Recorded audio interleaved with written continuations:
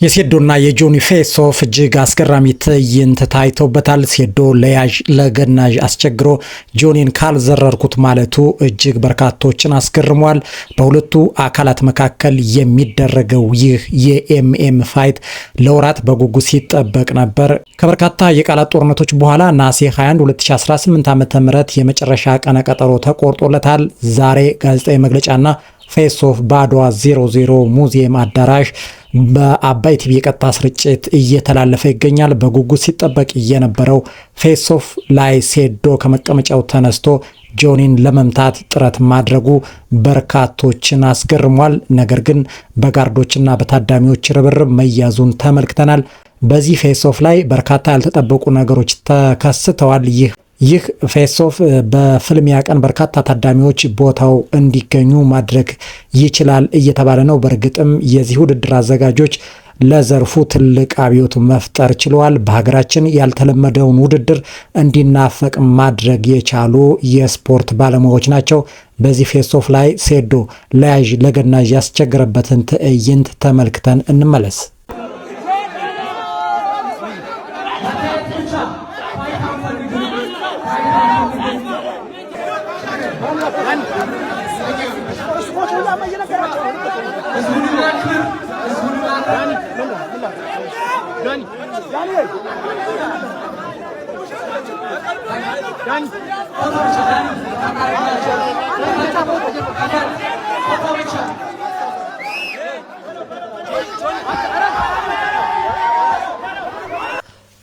ለወራት በጉጉት ሲጠበቅ የነበረው የጆኒና የሴዶ ማርሻል ኤምኤም ፋይት ፍልሚያ በአድዋ 00 ሊደረግ የመጨረሻ ቀን ተቆርጦለታል።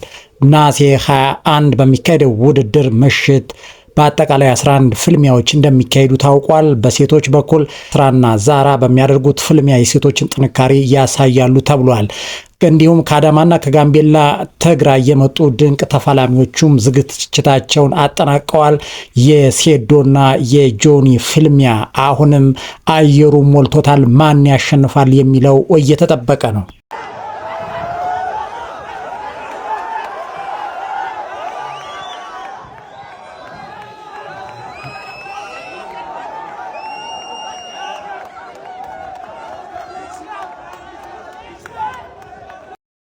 ሁለቱ ቦክሰኞች የተገናኙት ፌስ ኦፍ ለማድረግ ነበር። ነገር ግን አላስችላቸው ብሎ ሁለቱም ወደ ግጥሚያ ወደ ድብድብ አምርተዋል። እንግዲህ ከመድረክ ላይ ሆነው ድብድብ ሲደባደቡ ተስተውሏል። ሴዶ ማርሻል ጆኒን ለመምታት እግሩን ሲያነሳ ተመልክተነዋል። እንግዲህ እነዚህ ሁለቱ የስፖርት እንቁ ሰዎች በቀጣይ ነሐሴ 21 ምን ያሳዩናል የሚለው በጉጉት እየተጠበቀ ነው። አሁንም የቃላት ውርወራው እንደቀጠለ ነው። ከቃላት ውርወራ በማለፍ ለፌስ ኦፍ በተገናኙበት መድረክ ላይ ዱላ ወይም ድብድብ ሊያደርጉ ሲዘጋጁ ተመልክተናል። እንግዲህ ምን ይፈጠራል አብረን የምናየው ነው። የሴዶና የጆኒን የስፖርት ፋይት ነሐሴ 21 የሚደረገውን የስፖርት ፋይት አባይ ቲቪ በቀጥታ ስርጭት እያስተላለፈው ይገኛል። በዚህ የቀጥታ ስርጭት ላይ በርካታ ዩቲዩበሮች፣ በርካታ ቲክቶከሮች ተገኝተዋል። ሁነቱን ከቦታው ሆነው እያደረሱን ይገኛሉ። በሁለቱ ግለሰቦች መካከል የሚደረገው የቃላት ውርወራ አሁንም ቀጥሏል። ማን ያሸንፋል የሚለው እጅግ ተጠባቂ ሆኗል። የቃላት ውርወራው ማን እንደሚያሸንፍ ቀኑ ሲደርስ የሚታወቅ ቢሆንም አሁንም በርካታ ሰዎች ግምታቸውን እየሰጡ ነው። እንግዲህ ሴዶ ማርሻል እኔ አሸንፋለሁ፣ እኔ የስፖርቱ የማርሻል አርቱ ንጉስ ነኝ ይላል። በሌላ በኩል ደግሞ ሴዶ እጄ ላይ ከገባህ ሰብርሃለሁ፣ ያንን ቀኑ ሲደርስ የምንመለከተው ነው በሚል በርካታ ነገሮችን እያሳዩ ነው።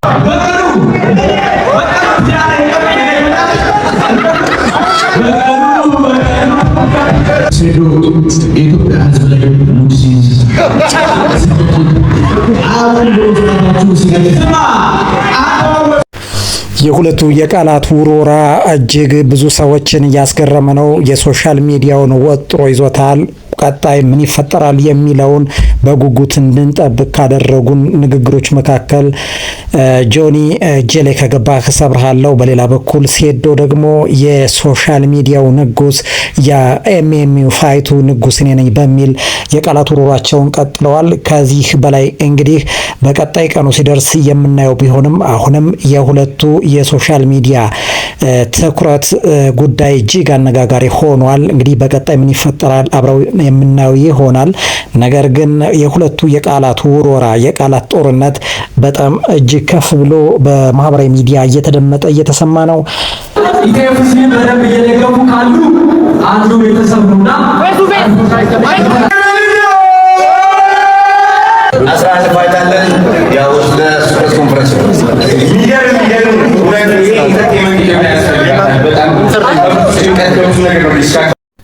ሌላው የበርካታ ሰዎችን ትኩረት የሳበው የአዘጋጁ ጌች ጉዳይ ነው። እንግዲህ አዘጋጁ ጌች በርካታ ውጣ ውረዶችን አድርጓል። ሴዶ ማርሻልና ጆኒ በአካል ተገናኝተው ፍልሚያውን እንዲያደርጉ በርካታ ዲፕሎማሲ ስራዎችን ሰርቷል። እንግዲህ ውጤቱም ልፋቱም ውጤት እያመጣ መሆኑ በዚህ ጋዜጣዊ መግለጫ ላይ አይተኗል። እነዚህ ሁለት ተፋላሚዎች በተለያየ ምክንያት እስካሁን ፍልሚያውን ሳያደርጉ ቆይተዋል። ነገር ግን አሁን የመጨረሻ ቀኑ ታውቆ ሁለቱ ተፋላሚዎች ነሐሴ 21 2018 ዓመተ ምህረት የመጨረሻ ፍልሚያቸውን ሊያደርጉ ቀነ ቀጠሮ ተይዞለታል። ከዚህ በተጨማሪ ከዚህ ባለፈ ደግሞ ይህ ፍልሚያ እጅግ በርካታ ሰዎች የተሳተፉበት መሆኑን አይተናል። ከነዚህ ሰዎች መካከል ቲክቶከሩ ተጽዕኖ ፈጣሪው አዶናይ አንዱ ነው። አዶናይ በዚህ ድንቅ ዝግጅት በዚህ ድንቅ የቀጥታ ስርጭት የጋዜጣዊ መግለጫ ቀጥታ ስርጭት ላይ ተገኝቶ የራሱን ሐሳብ አስተያየት አካፍሏል። ለአዘጋጁ ጌችም ያለውን አድናቆት አካፍሏል። ጌች ይህንን ውድድር እንዲሳካ ለማድረግ በርካታ ውጣ ውረዶችን አድርጓል። ይህ ደግሞ ተሳክቶ ማየታችን ጥሩ ነው። ለቀጣይ ለሚፋለሙ ለስፖርቱ እድገት በርካታ ጥቅሞች ስላሉት ጌችን እናመሰግናለን በሚል ለጌች ያለውን አድናቆትና ከበሬታ አስደምጦናል።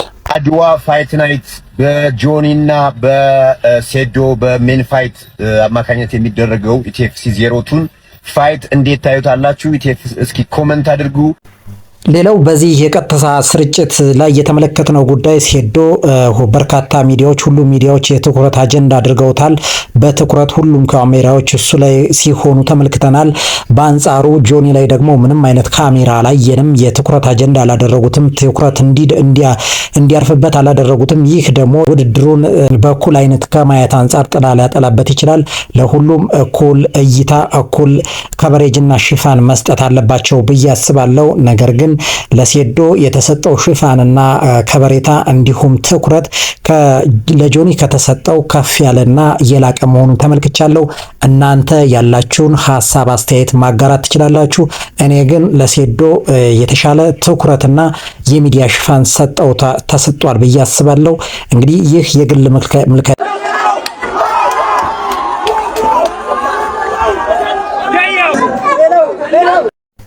ሌላው የትኩረት አጀንዳ ይህ ነበር። እንግዲህ ንቃተ ህሊና በአንድ ተወዳዳሪ በተጋጣሚው ላይ ያደረሰው የጠፊ ምት እጅግ በርካቶችን ትኩረት ስቧል።